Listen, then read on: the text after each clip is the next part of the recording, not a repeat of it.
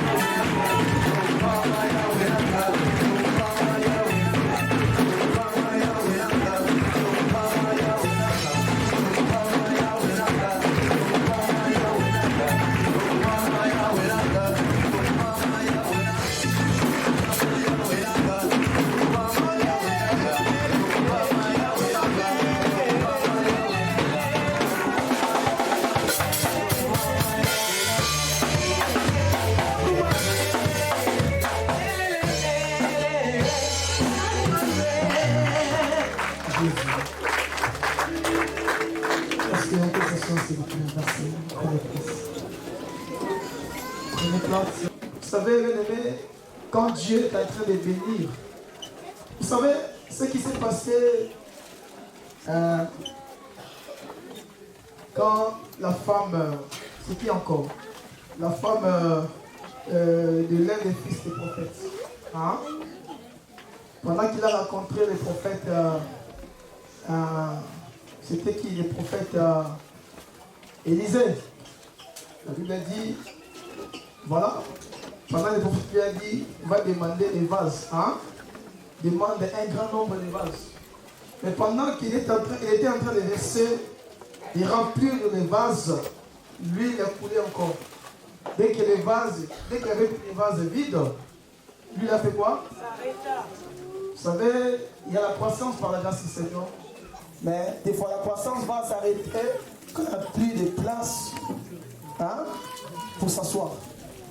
Donc on a vraiment besoin par la grâce de Dieu bien-aimé d'ouvrir la vision, de quitter cette salle rapidement. Qui croit à ça? Non, je dis qui croit à ça? Je dis pas hier. Je dis cette année par la grâce de Dieu. Qui croit à ça? Si c'est toi, tu vas faire le bruit au nom de Jésus pour votre foi.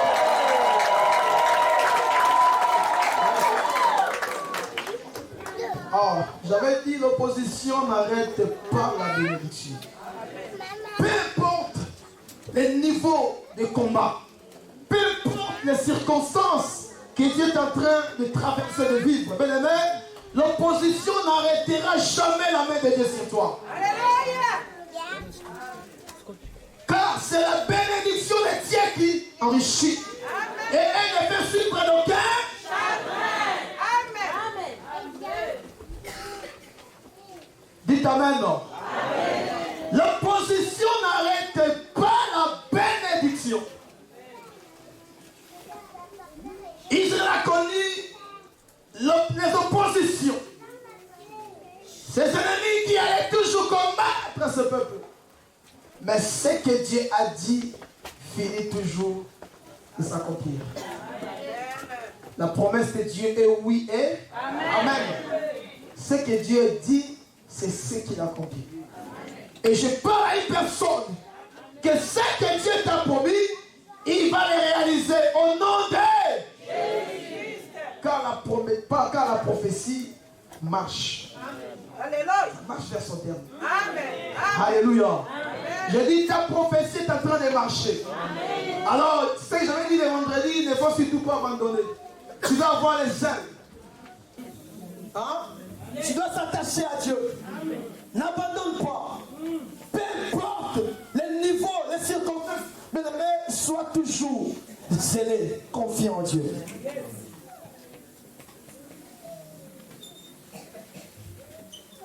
Et gloire soit rendue à notre Dieu.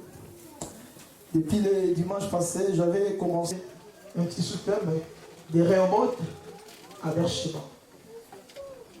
Des Rehoboth à Beersheba. On a vu, j'avais dit que Rehoboth, ce qui veut dire tout simplement, Dieu m'a mis au large. Dieu m'a mis au large. J'ai dit Rehoboth, c'est le lieu de l'élargissement. Rehoboth, c'est le temps du nouveau départ. Parce que c'était à Rehoboth que Dieu a visité Isaac. Quand Isaac est arrivé dans le pays des Philistins, la Bible dit, Isaac a réussi à creuser les puits. Mais les Philistins, ils ont rempli les puits de poussière. Ils ont mis de la poussière. Quel combat. Quelle épreuve. Ils ont rempli les poussières, les puits. Oh, c'était ça, sa bénédiction. Parce que sans l'eau, tu ne peux pas vivre. Sans l'eau, tu ne peux pas même réussir à brever les animaux, les troupeaux. Ils ont rempli les poussières, tous les puits. Le premier puits, c'était le puits des secs. Un sec qui veut dire les puits des disputes. Parce qu'Isaac a disputé. Puis donc, ils ont cherché à disputer avec Isaac. Ils ont cherché à créer des problèmes dans la vie de cet homme. Et voilà, pendant cet homme de l'honneur, Isaac a abandonné. Il a laissé les puits des secs. J'avais dit la dispute, c'est être en désaccord. En désaccord. Bien-aimé, Isaac a refusé, a dit non, ok. Je ne veux plus encore discuter avec vous. Il a laissé. Bien-aimé, ce n'est plus encore le temps de dispute. J'avais dit que le temps de dispute est déjà passé. Amen. Alléluia. Amen. Cherche la paix avec tous et la sanctification, sans laquelle personne ne verra Dieu. Cherche la paix. Les lieux de dispute, Dieu ne peut pas agir là où il y a des disputes. Isaac a laissé, il a abandonné. Il est allé encore puiser. La Bible dit, il a encore creusé notre puits. Il a appelé du nom de Sitna. Et ce puits-là, bien aimé, Sitna qui veut dire le querelle. Ils ont cherché encore querelle avec Isaac. Mais Isaac, un homme de vision, il savait bien que l'opposition ne peut pas arrêter ma bénédiction. Ces gens, ils me combattent parce qu'ils savent bien que je suis un fils de la promesse. Mais la promesse ne va pas empêcher le combat. Au contraire, ça attire le combat. Oh, est-ce que je parle à une personne? Est-ce que je parle à une personne? Isaac, il a laissé encore le puits de Sitna, qui veut dire le querelle. Isaac a refusé le querelle. Il a dit non. Je ne vais pas quereller avec vous. Je préfère refuser. Il a quitté ces lieux. J'avais dit, mais cette année 2020, ce n'est plus encore l'année de se quereller. Le temps de querelle est déjà passé. Le temps de sec, le temps de Sitna, le temps de dispute, le temps de rancune, le temps des incompréhensions est déjà passé au nom de... Nous voulons vivre la paix. La paix dans vos foyers, la paix dans vos familles. Cette année 2020, c'est l'année de paix. Tu peux dire avec moi la paix en Jésus-Christ. La paix en Jésus-Christ. Ah, si ce n'est pas toi, tu peux rester tranquille, c'est pas grave. C'est moi. Mais je parle à ceux qui ont besoin de vivre la paix de Dieu. Dis avec moi la paix en Jésus-Christ. Je refuse la querelle. Je refuse la dispute.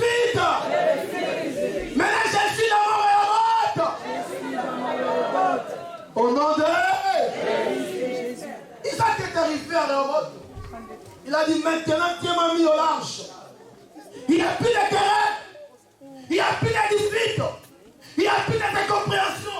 Parce que Rehoboth, c'est un lieu où Isaac vit la paix avec Dieu. J'allais dire Rehoboth qui veut dire Dieu m'a mis au large. C'est le l'ajustement. C'est le temps de l'ouverture. Parce qu'il n'y a plus de querelle. Vous savez ce qui a fait que, jusqu'à ce qu'Abraham se décide de se séparer avec Lot. Parce que pendant qu'Abraham était avec Lot, il y avait des querelles, il y avait des disputes. Mais à un certain moment, pourquoi? Parce que Abraham déjà, à principe, pendant qu'Abraham construisait les autels pour Dieu, pour adorer Dieu, les autels de la reconnaissance, on n'a pas cité Lot.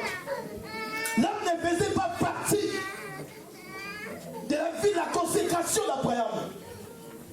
Et jusqu'à ce que Abraham a dit, si tu pars à gauche, moi j'irai à droite.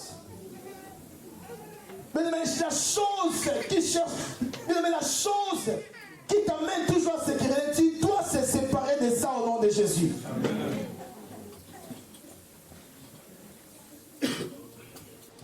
Mais dès qu'Abraham se sépara de Lot, la Bible dit, maintenant Dieu a dit à Abraham, c'est là où Dieu est venu dire à Abraham, maintenant, regarde et vois.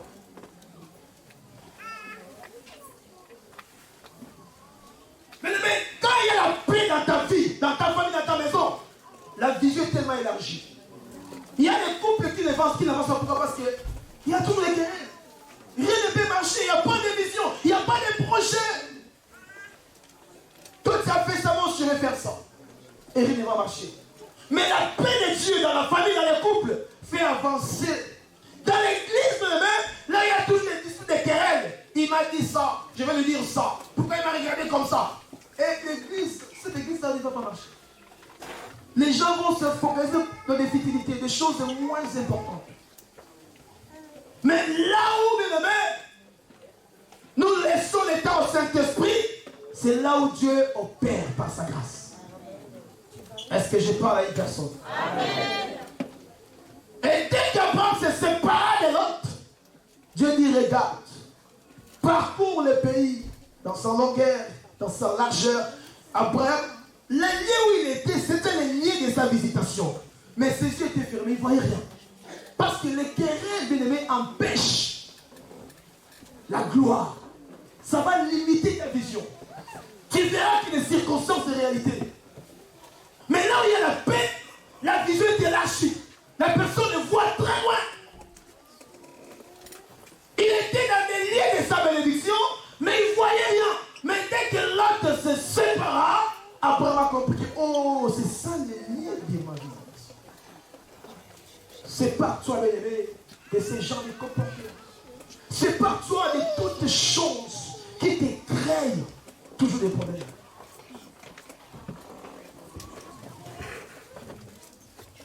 Genèse chapitre 26. Genèse chapitre 26. Nous sommes au verset, on va lire à partir du verset, on commence par les versets, pardon. Genèse, oui. Chapitre 26, verset 23. Verset 23 jusqu'au verset 33.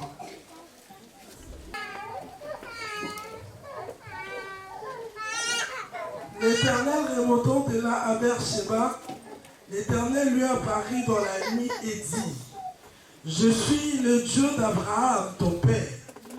Ne crains point, car je suis avec toi. Je te bénirai, je te multiplierai ta postérité, à cause d'Abraham, mon serviteur. Il bâtit là un autel, invoqua le nom de l'Éternel. Et il dressa sa tente. Et les serviteurs d'Isaac y creusèrent un puits. Abimelech vint de Guéra auprès de lui avec Aïsat, son ami, et Picol, chef de son armée. Isaac leur a répondu, pourquoi venez-vous vers moi, plus que vous me haïssez, et que vous m'avait envoyé de chez vous. Ils répondirent, nous voyons que l'Éternel est avec toi. C'est pourquoi nous disons qu'il y ait un serment entre nous et toi. Et nous faisons alliance avec toi. Dire que tu nous feras aucun mal.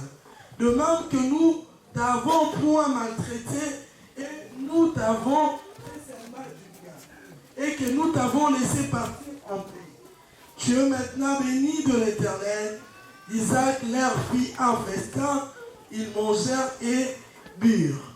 Ils s'élevèrent devant mon terre et s'élirèrent l'un à l'autre par un serment.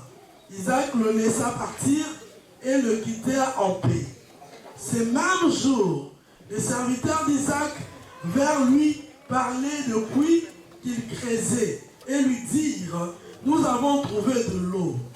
Il appela Shiba, c'est pourquoi on a donné à la ville le nom de Beersheba jusqu'à ces jours. Parole du Seigneur. Parole du Seigneur. Est-ce qu'on peut acclamer pour la parole de Dieu? Est-ce qu'on peut acclamer cette parole qui est Christ, c'est Dieu? Alléluia, Dieu soit loué. Bien-aimés, le thème que je suis en train de développer, c'est de Rehoboth à Beersheba. Vous voyez, quand Isaac est arrivé à Rehoboth, c'était son lieu de paix et de visitation. Et il m'a dit que cette année, mes amis, puisque c'est le temps de Dieu, c'est l'année de Rehoboth. Parce que c'est le temps de l'élargissement, de l'ouverture. Là, il y avait des blocages. Là, les choses ne marchaient pas. Dieu nous dit c'est le temps de l'ouverture. Et c'est là au nom de Jésus. Isaac était en paix à Rehoboth. Parce que c'était son lien de visitation. Mais quand on vient lire dans le verset 23, on nous dit il remonta de là. C'est ça qui m'intéresse aujourd'hui. Isaac remonta. C'est-à-dire, il n'a toujours pas resté à Rehoboth. Bien que c'était son lieu de paix, de joie, de visitation, de gloire, où il a palpé la main de Dieu. Bien que c'était son temps où Isaac a vécu un moment de paix, où il n'y avait plus de terrain, il n'y avait plus de disputes. Mais Isaac ne s'est pas arrêté par là. Isaac a cherché encore l'excellence. Dites avec moi, dis avec moi l'excellence. Ah, encore plus fort. Isaac a cherché encore à aller plus loin. C'est ce que Dieu nous demande. Il nous dit, le souhait de Dieu, c'est que nous puissions aller de gloire en gloire, de victoire en victoire. Dieu n'aime pas des gens qui restent toujours sur place, en train de marquer les pas. Alléluia. C'est ce qu'Israël faisait. À un certain moment, ils avançaient. Mais arrivé à Kadesh Barnéa, Israël, ils se sont restés comme ça. Ils étaient en train de tourner en rond. Bien aimé, c'est bien d'arriver à Rehoboth. Mais tu ne peux pas rester à Rehoboth. Tu as besoin de chercher encore d'aller de gloire en gloire. D'aller de succès en succès. De victoire en victoire. Isaac, il dit qu'il remonta de là à Beersheba. Isaac a cherché encore l'excellence. Isaac a cherché encore à creuser, à aller plus loin avec Dieu. C'est ce que Dieu nous demande, mon frère, ma soeur. Remonta. Or, quand je lisais, j'ai vérifié dans le dictionnaire, j'ai vérifié le verbe remonter qui veut dire tout simplement grimper. Hein? Monter, grimper, gravir. Oh my God. Atteindre un certain niveau. Un niveau sans limite. Quand on parle de remonter, c'est monter encore un peu plus fort, plus haut. C'est augmenter des niveaux. J'étais dans un niveau, mais je cherche d'augmenter. Augmenter, grandir. En quoi? Dans la c'est toujours pas bébé spirituel. Dès que je reçois Christ comme Seigneur et Sauveur, je cherche à écouter la parole, à mettre la parole en pratique, à garder la foi, malgré les combats, les épreuves. Mais je reste toujours dans la présence de Dieu.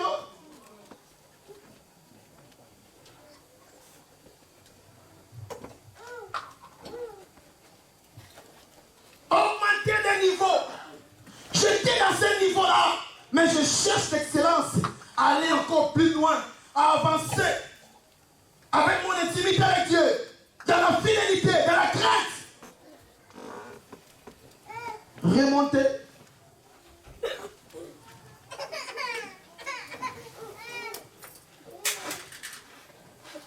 Remonter, c'est progresser. Je n'ai pas besoin de régresser, mais de progresser. Et Christ lui-même dit que celui qui met les mains sur les chariots, un gars derrière n'est pas propre au royaume. C'est-à-dire qu'on a besoin d'aller. Une personne qui a besoin d'avancer, il ne regarde pas derrière. Il ne pense plus à ce qui est passé. Si hier on a eu des problèmes, aujourd'hui il cherche la paix avec toi au nom de Jésus. Si hier j'avais échoué, c'était hier, aujourd'hui je resterai au nom de Jésus. Si hier j'avais tombé, aujourd'hui je traite de Dieu dans mon corps afin que je ne puisse plus tomber au nom de Jésus. Si hier je connais un temps de querelles, de disputes, mais aujourd'hui c'est aujourd'hui. Car aujourd'hui, c'est le nom de Dieu. Amen. Alléluia. Amen. Non. Monter, c'est progresser. Dieu nous appelle à progresser. Il y a des chrétiens dans l'église qui restent toujours dans le même niveau. Depuis que tu as reçu Christ comme Seigneur Sauveur, tu n'avances pas. Tu n'avances pas, c'est un danger. Imagine-toi, tu es un enfant qui ne progresse pas. Quel est ce papa qui sera content? Quelle est cette maman qui sera contente de voir sa fille ou son fils, quand tu le prends à l'âge de 14 ans, tu le mets debout, il tombe. Il ne marche pas. Tu es toujours inquiet. Alléluia. Et Dieu est inquiet à plusieurs personnes parmi nous. Parce qu'il n'y a pas de progrès. Il n'y a pas d'avancement. Depuis que tu as reçu Christ dans ta vie, tu fréquentes l'église. Est-ce que tu avances? Est-ce qu'il y a des progrès? Et Dieu pleure. Dieu pleure. Pourquoi? Parce qu'il n'y a pas de progrès. Monter mes mains, c'est prendre de l'envol. Nous sommes des aigles, mon frère, ma soeur. Nous sommes appelés à aller, à prendre de l'envol, à aller plus haut. Dans la présence de Dieu, dites Amen. Amen. Un chrétien, c'est un aigle. Amen. Parce que l'évangile des gens présente Christ comme étant. C'est très important l'église de Dieu de vivre comme des aigles, de marcher comme des aigles, la tête haut, aller plus haut, prendre de l'envol. J'ai l'église, nous sommes un peuple du ciel et non de la terre. Amen. Car notre cité est céleste. Amen. Nous sommes appelés à vivre dans l'excellence, à prendre de l'envol, à aller encore plus loin avec le Seigneur notre Dieu. Dites Amen. Amen. Un Amen puissant. Amen. Oh.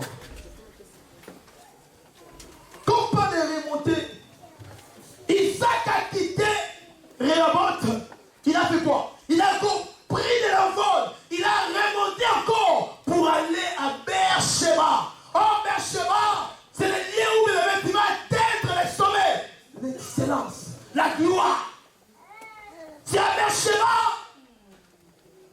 où Dieu va visiter Isaac. Encore plus. Parce qu'Isaac, c'est l'enfant de la promesse. Il est dans l'alliance. C'est à Beersheba qu'Isaac doit vivre l'accomplissement de ce que Dieu avait promis à son père Abraham. Oui. Et j'avais dit l'année 2020, c'est le temps de l'accomplissement des promesses de Dieu dans ta vie. Oh, j'ai dit, c'est le temps de l'accomplissement des promesses de Dieu dans ta famille.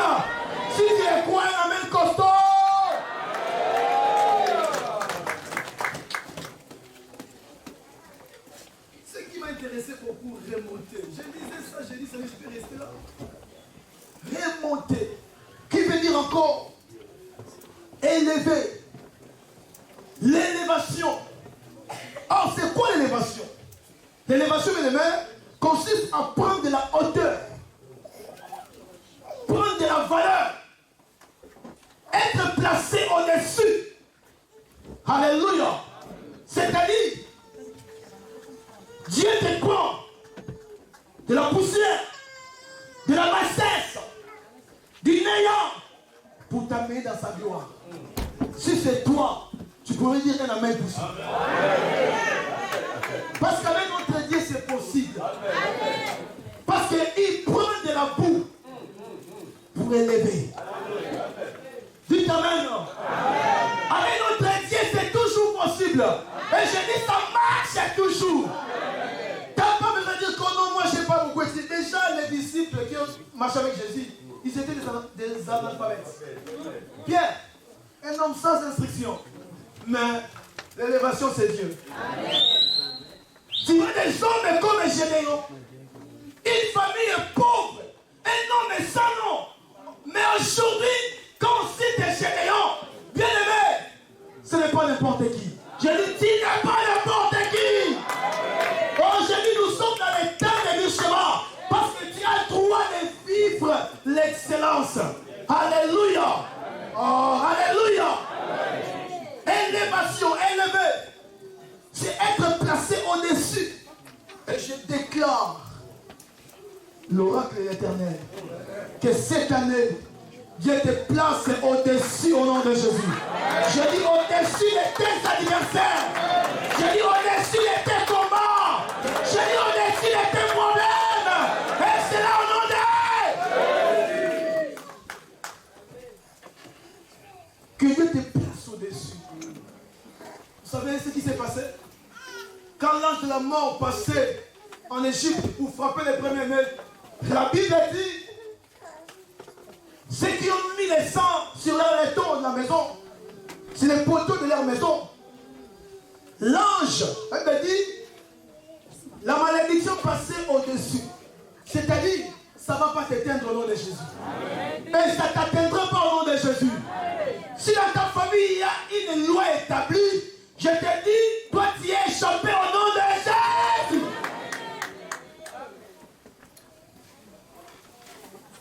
Oh my God. Et je demande à Dieu par sa grâce, que même dans la vie sociale, la vie professionnelle, dans tes projets, que Dieu te place au-dessus de tout. Amen. Amen. Je dis que Dieu te place au-dessus de tout. Ah, tu m'entends pas, je dis c'est toi, Dieu te place au-dessus de tout. Psaume chapitre 75, verset 7. Car ce n'est ni de l'Orient ni de l'Occident que l'élévation vient. Oh my God, ça j'aime bien. Psaume chapitre 75, à partir du verset, on peut commencer à partir du verset 6.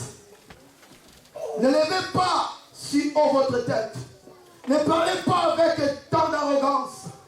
Car ce n'est ni de l'Orient, ni de l'Occident, ni du désert que vient l'élévation. Oh my God. My God. Est-ce que quelqu'un m'entend? Est-ce que quelqu'un m'entend? Oh Zambelanga. Le Dieu de mon salut.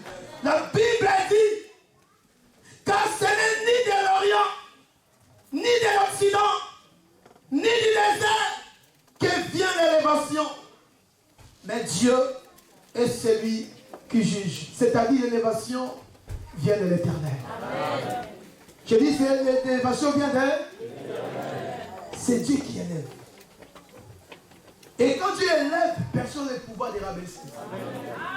Il y a des gens qui sont compliqués. Quand l'autre est en train d'avancer, il y a toutes les mauvaises paroles. Et si matin, ça ne marchera pas. L'élévation vient de Dieu. Les paroles ne sont même ni les sens de paix. Car si Dieu élève, et personne n'a le pouvoir de rabaisser. Qui peut toucher la main de Dieu pour rabaisser?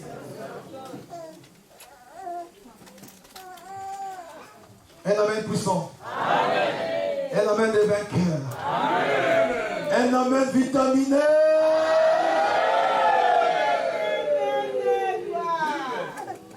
Quand Dieu choisit quelqu'un, mes amis, capable de rehausser même l'image de quelqu'un. Quelqu'un qui te côtoie facilement.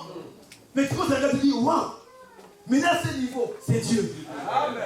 C'est pas la magie, c'est Dieu. C'est pas la magie, c'est Dieu. Parce qu'avec notre Dieu, rien n'est impossible.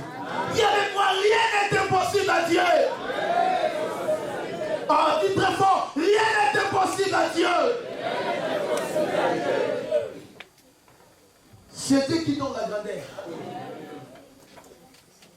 C'est Dieu qui a dit à Abraham, j'ai rendu ton nom grand. Et je prie le Seigneur ce matin que Dieu rend ton nom grand. Oh, si c'est toi qui es la même puissance, Dieu rend ton nom grand. J'ai dit, les médias parleront de toi. Les gens parleront de toi. À cause de la grandeur de notre Dieu. Est-ce qu'on peut acclamer le roi des rois? Merci Jésus. C'est ça qui s'est passé dans la vie de Daniel.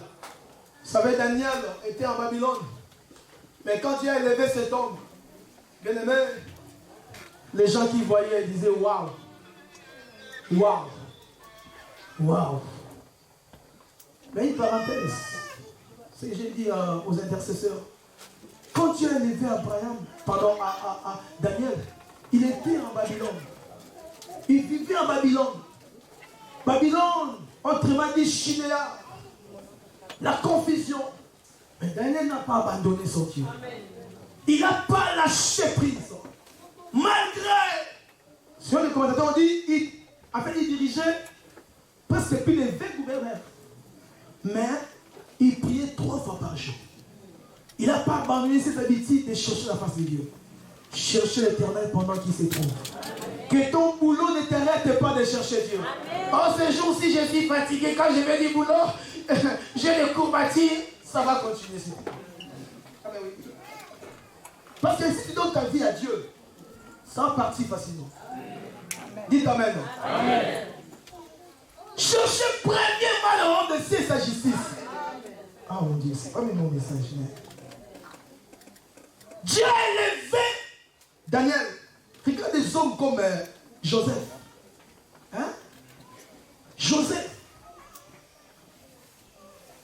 Imaginez-vous maintenant, quand Joseph passait maintenant, Potiphar, qui était là, qui avait reçu Joseph, qui avait mis Joseph dans la prison, qu'est-ce qu'il faisait? Et j'imagine la femme de Potiphar qui disait, chérie, bébé, maintenant je comprends pas, quand il passe toi aussi dans genoux, je comprends pas. Mais oui, c'est normal, si je fais pas ça, on va se Amen. Mais bébé, je comprends pas. Cet homme, il a touché les gris-gris. C'est pas les gris-gris. C'est la main de Dieu. C'est la main de Dieu. Alléluia. Quand Joseph est passé, tout le monde voyait premier ministre de la prison à la gloire. C'est possible cette année. Dis avec moi, c'est possible au nom de Jésus-Christ. Car rien n'est impossible à Dieu. Mais tout est possible à celui qui croit. Alléluia. Alléluia. Et la Bible dit, je vais continuer rapidement, parce qu'on a la Sainte Seine après. L'Éternel lui apparut dans la nuit. Ça c'est Dieu maintenant. Il vient apparaître à son serviteur Isaac. Quand il est arrivé à Beersheba. Mais le Beersheba, c'est l'année de l'apparition de notre Dieu. Ne restez pas tous dans la même position. Des fois quand tu pries, avant de prier, déjà arrangé ta couette, tu le mets déjà jusqu'ici, tu dis papa je te rends grâce. Parce que tu es bon.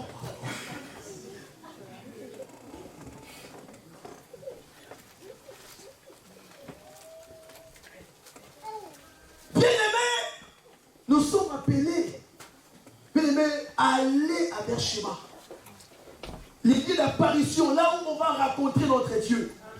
Les lieux où Dieu vient te parler encore de nouveau. Et j'ai pris les cieux de gloire cette année que beaucoup verront l'apparition de Dieu face à face. Amen.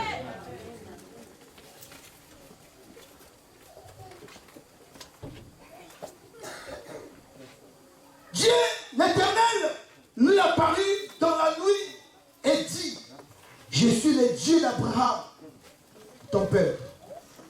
Ne crains point. Ça, j'aime bien. Il a dit quoi? Oh, dis à haute voix. Il a dit quoi?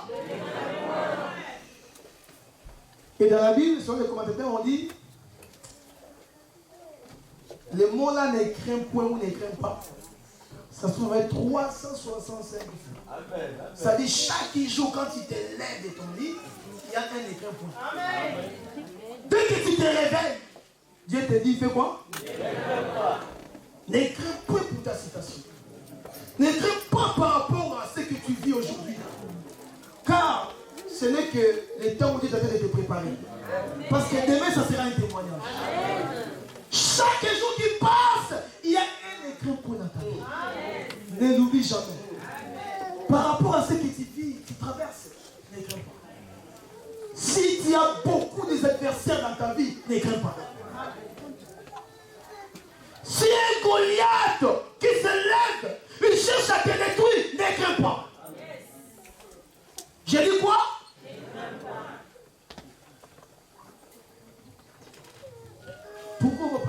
Pourquoi on ne va pas craindre? Parce que celui qui est en nous est plus fort que celui qui est dans Dieu. La Bible dit, je continue ma lecture.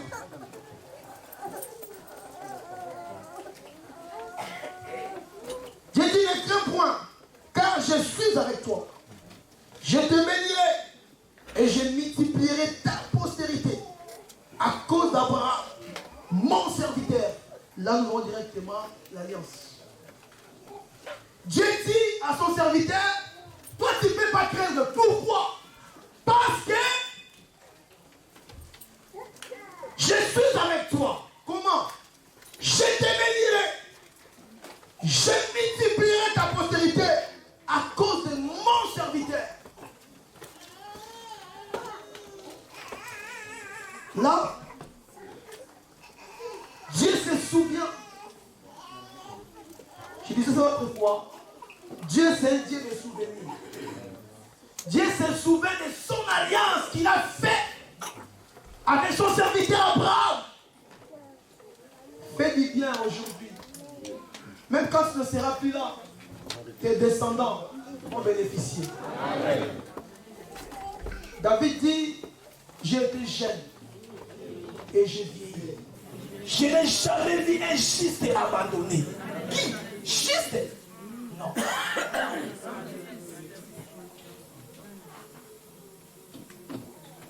Mais les méchants sont abandonnés. Amen. Mais les justes ne seront jamais abandonnés. Ni ses descendants en train de mendier. Oh mon Dieu, même quand je serai plus là, souviens-toi de ce que j'ai fait. Amen.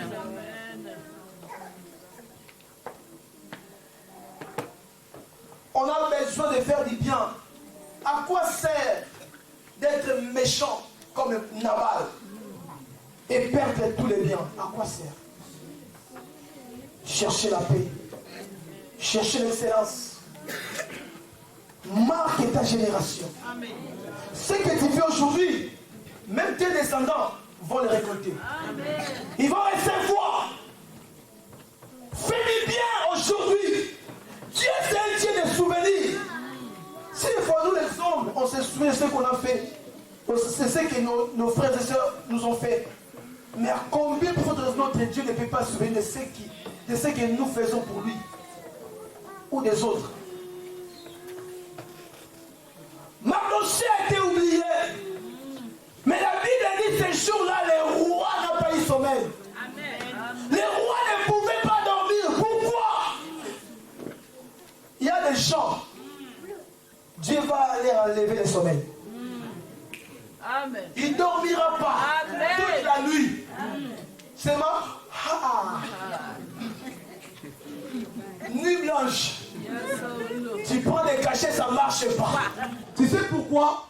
Tu dois te souvenir. Les rois n'ont pas dormi. Il a fait quoi? Il pensait seulement. Il a dit, mais ramenez-moi les livres de chroniques. On a ramené les livres, on a dit, lis-moi. Oh, regardez ces gens qui ont voulu tuer les rois. Mais après un certain temps, voilà, cet homme qui a dévoilé les secrets, le roi dit, mais qu'est-ce qu'on a fait à cet homme qui a sauvé le roi? On lui a rien donné. Continue à faire du bien. Même aujourd'hui, s'il ne reçoit rien, demain, après-demain, tu vas récolter au nom de Jésus. Qu'est-ce qu'on a dit? Jette ton pain où? Dans la surface de la mer. Et le troisième jour, tu vas faire quoi? C'est un langage. Tu veux prendre du pain jeté et aller récupérer?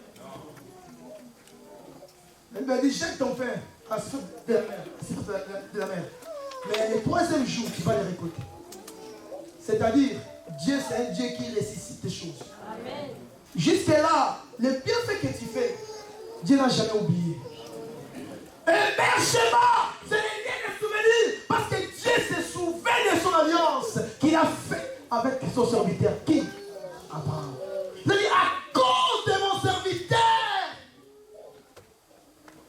à cause de mon serviteur, César, je ne connaissais pas. Je me souviens de ce qu'il a fait pour moi. Bien aimé, il y a des choses qu'on ne peut pas jouer avec. Dieu se souvient de son alliance. Et la Bible dit, Dieu, il a dit, je te bénirai.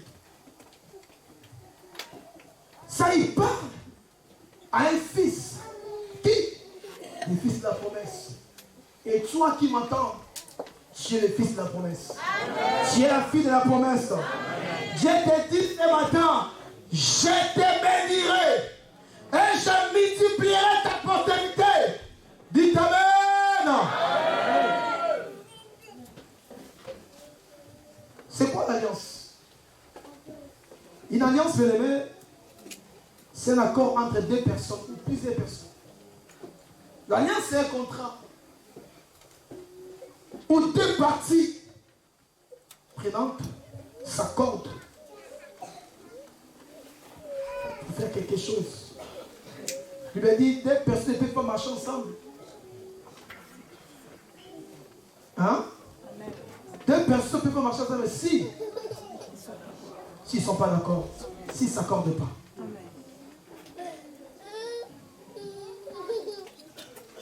Première alliance qu'on voit dans la Bible, c'est l'alliance de Noé. Là, je passe mal de Noé. Vous savez, dans Genèse chapitre 6, verset 18. Genèse chapitre 6, verset 18. Comme je viens de dire, Beersheba, c'est le lieu de l'alliance.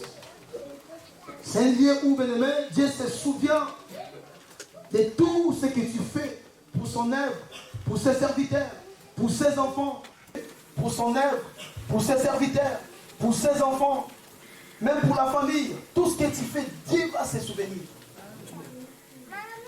Genèse chapitre 6, nous lisons à partir du verset 18.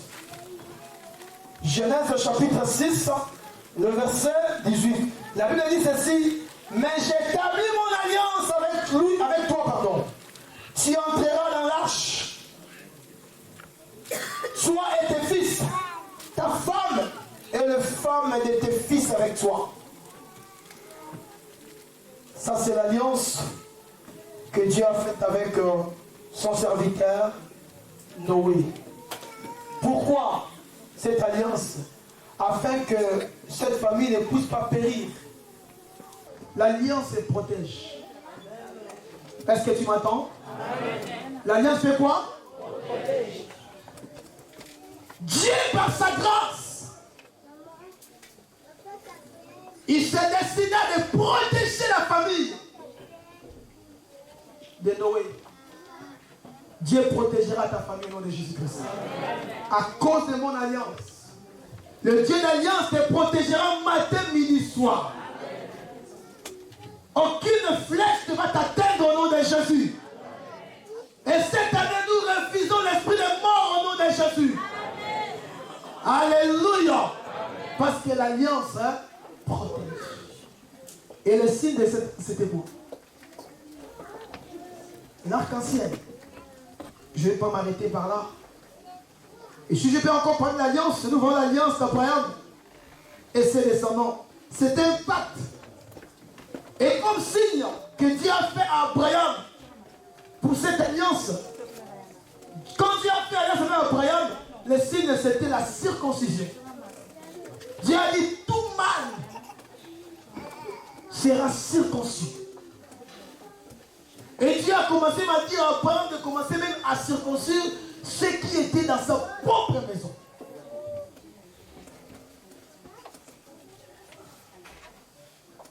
Or, la circoncision, bien aimé, selon la révélation, c'est la nouvelle naissance. Dites Amen. Amen. Si tu reçois Christ comme Seigneur et Sauveur, tu es circoncis spirituellement. Tu es né de nouveau. Tu es sauvé. Tu es béni. C'est aussi une alliance. Amen, hein? Amen. Oui, c'est une alliance. Dieu a fait alliance avec Abraham. Nous voyons dans les livres de Genèse, chapitre 13, verset 17. La Bible dit ceci. Lève-toi, parcours le pays dans sa longueur et dans sa largeur, car je te les donnerai. 18. Abraham leva ses tentes et vint habiter parmi les chaînes de Mamré qui sont près d'Hébron. Et il bâtit là un autel à l'Éternel. Chapitre 15, verset 18, Genèse. Chapitre 15, verset 18. La Bible dit ceci. En ces jours-là, l'Éternel fit alliance avec Abraham et dit, je donne ce pays à ta postérité. Quand on parle de postérité, ce n'est pas Abraham lui-même.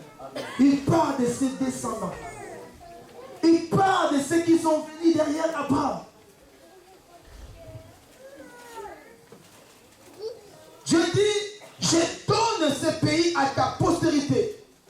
Depuis le fleuve d'Égypte jusqu'au grand fleuve, au fleuve d'Euphrate. Ça, c'est Dieu qui parle. Je dis, ça, c'est notre Dieu. Alléluia. Genèse chapitre 17, verset 2. Regardez. Genèse 17, verset 2. J'établis mon alliance entre moi et toi. Et je te multiplierai à l'extrême, jusqu'à l'infini. Je vais te multiplier. Ah, ça j'aime bien. Je te multiplierai à l'extrême. Abraham tomba sur sa face. Et Dieu lui parla en disant, voici mon alliance que je fais avec toi. Tu deviendras père d'une multitude de nations. On ne t'appellera plus Abraham, mais ton nom sera Abraham, car je te rends père d'une multitude de nations. Je te rendrai fécond à l'extrême. Je ferai de toi une nation, et des rois sortiront de toi. J'établirai mon alliance entre moi et toi, et tes descendants après toi, selon leurs générations. Ce sera une alliance perpétuelle, merci Jésus, en vertu de laquelle je serai ton Dieu et celui de ta postérité après toi. Là, Dieu parle.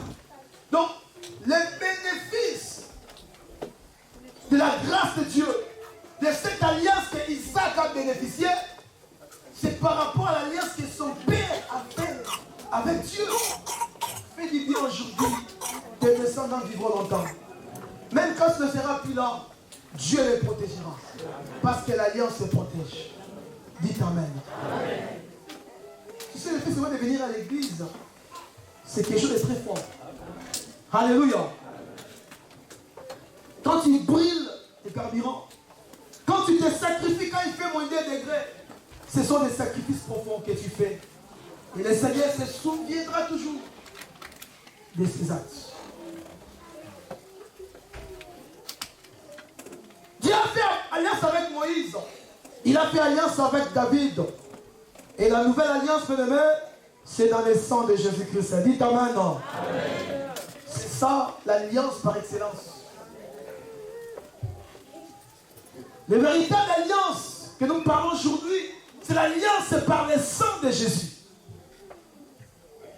Car sans l'effusion du sang,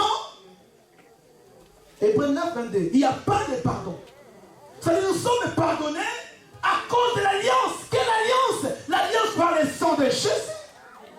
C'est lui les victimes expiatoires. C'est lui, un homme sans défaut. Parce que Michael était là. Gabriel était là. Personne n'était digne de sauver l'humanité. Mais les sangs purs, les sangs sans tache, ce n'était pas les sangs d'Aaron, ni de Moïse, parce que Moïse avait échoué. Ce n'était même pas les sangs d'Adam, parce qu'Adam avait vendu sa droit de naissance. Mais le sang de Jésus nous a rachetés. Le sang de Jésus nous a purifiés.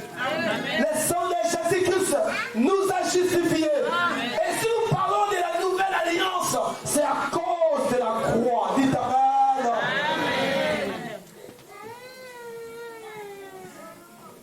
Et pour terminer, je continue ma lecture. Je suis les versets 25, voilà, merci. 26-25. La Bible dit ceci. Il bâtit là un autel, invoqua le nom de l'Éternel et il dressa sa tente. Remarquez Isaac, depuis qu'il était dans le pays des Philistins, Isaac n'a pas eu le temps de bâtir un autel à son Dieu. Mais quand il est arrivé à Beersheba, Isaac, il bâtit là un autel. Qu'est-ce qu'il a fait? Il invoqua, oh my God, ça j'aime bien. Il invoqua le nom de l'Éternel. Avant de dresser la tente dans ce lieu, Isaac a bâti l'autel. L'autel, c'est le lieu de sacrifice. L'autel ne sert à rien s'il n'y a pas de sacrifice. Alléluia. Et ce qui fait descendre le feu sur l'autel, c'est le sacrifice.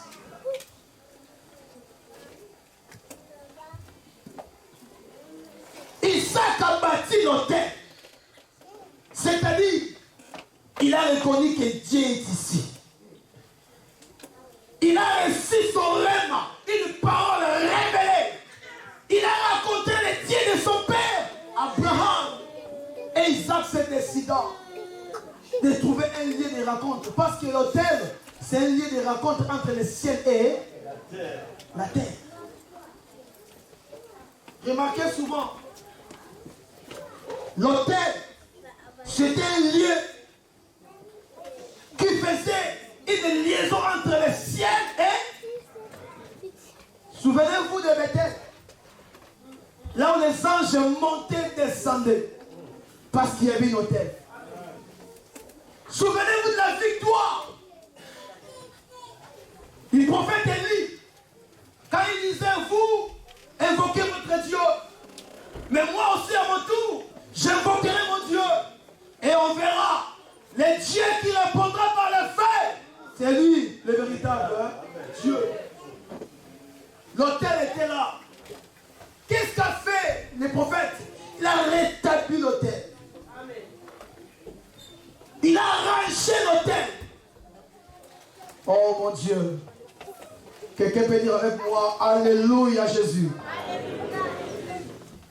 Je reçois cette parole. Que ça soit gravé dans mon cœur. Au nom de Jésus-Christ. L'autel bien-aimé, c'est un lien de sacrifice. Le lien de la rencontre entre le ciel et la terre. Remarquez. Dans le tabernacle, il y avait un autel. Dès que tu rentres dans les parties, directement tu rencontres l'autel des holocaustes. On n'a pas le temps de lire.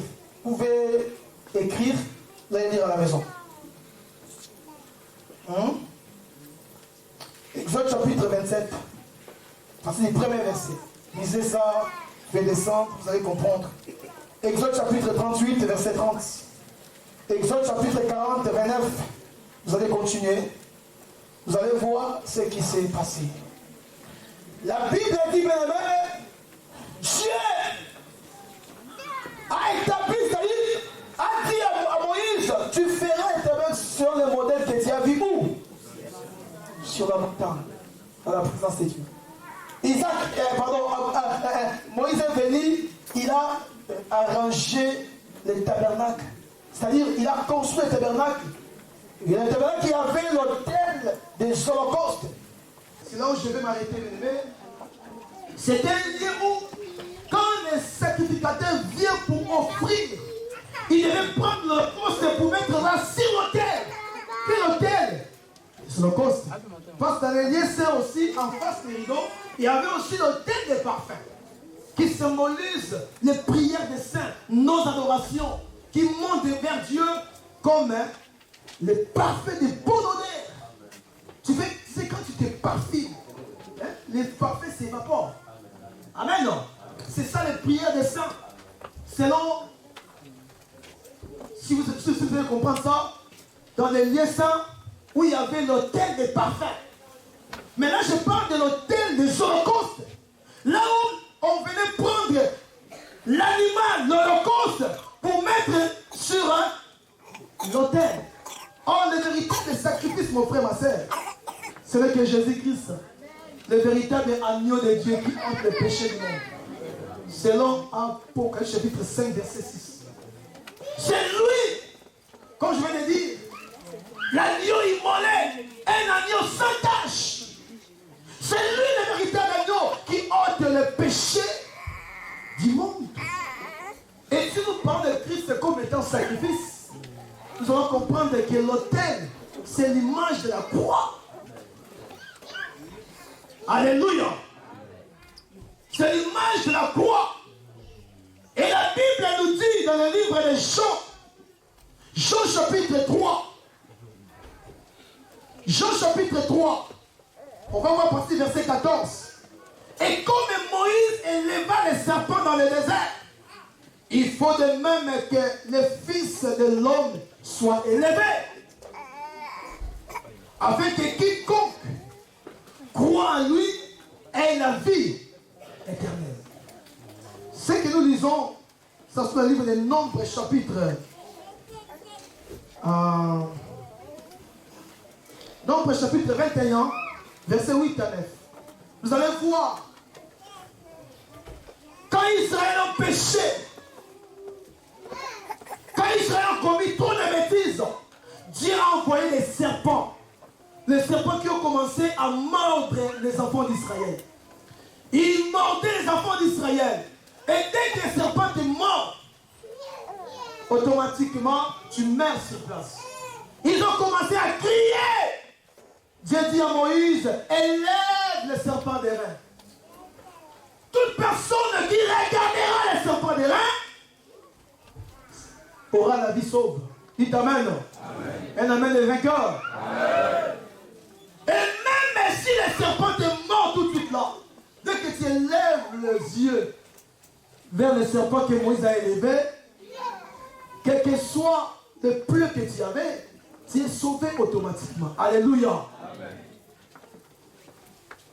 Or, les serpents élevés dans le désert, c'était les serpents des reins.